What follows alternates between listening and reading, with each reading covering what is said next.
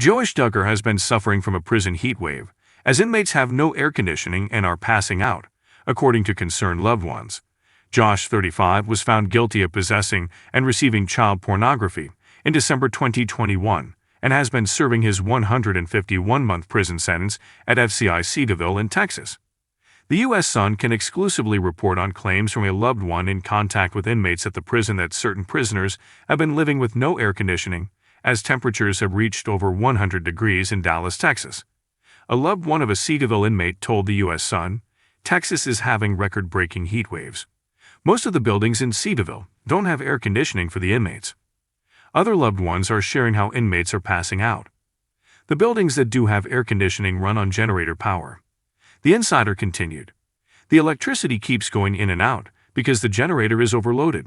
When it's working, it's relatively cool though." In recent weeks, temperatures have soared to the 90s and 100s, with the highest expected to reach 108 next week. A spokesperson for Cedarville responded when asked for comment by the U.S. Sun. "It is true that FCI Cedarville has some housing units without a /C. We do have some with it. In the units without a /C, there are rooms within those units where inmates can sit in a /C, as we have TV and computer rooms that give them a chance to cool down. Additionally, in those housing units we have fans to circulate the air. All housing has ice available to inmates." While FCI Cedarville did have an issue with power outages back a few months, "We have not had any power-related issues affecting a /C lately."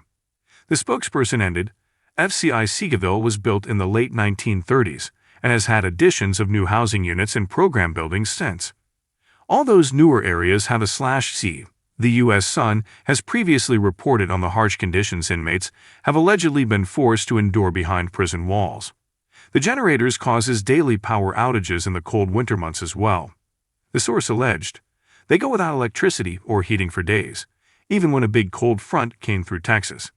They didn't have any hot water for days at a time. They've been through 6 generators in the past 6 weeks because they keep burning them out instead of just fixing the electricity. Conditions go down to the 50s when the heat goes out." The source also previously claimed to the U.S. Sun regarding the food, "The food they get is regularly expired. They're just like really disgustingly expired, always by at least a couple of weeks, and it's like milk. All sorts of like stuff that can't be expired for that long. They had a run of cereal that had bugs in it, and so people just couldn't eat their cereal because it was filled with bugs." The insider continued to allege that the prison runs out of food kind of often. The source claimed, "It's only ever been like a 1 or 2 day thing at a time, but the portions are also small enough to where if you can't afford to buy food on commissary, you're going hungry." The inmate of the family member reportedly lives in a 4-person cell with 11 other prisoners, as cells are often overcrowded. The source claimed, "All of the beds touch each other and there are bunk beds. It's small, it's dirty. They do have cleaning supplies for the cell, like to mop it and keep it clean, but they have to share water among the entire dorm, so it's super disgusting by the time anybody gets to use it. It's dirty. There's mold all up in the mattresses. It's really gross." The source also claimed plumbing inside the prison is always messed up.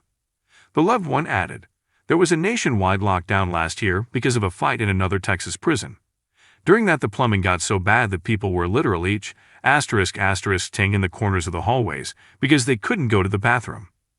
When my family member takes a shower, a lot of times dirty shower water from like the shower above him will come down on him. There's hot water sometimes, but not other times." Josh was arrested and charged with possessing and receiving child pornography in April 2020.